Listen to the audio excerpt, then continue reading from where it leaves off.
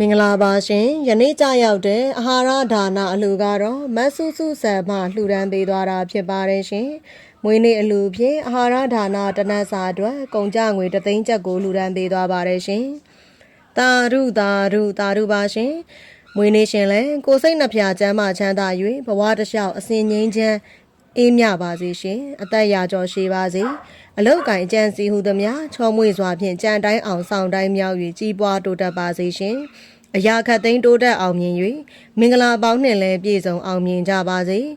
ဤကောင်းမှုများသည်နိဗ္ဗာန်မရောက်မီစัจ जा တန်တရားခြင်းလည်းရာတလျှောက်အင်အားကောင်းသောအထောက်အပံ့များအဖြစ်စက္ကန့်မလက်အကျိုးပေးကြပါစေရှင်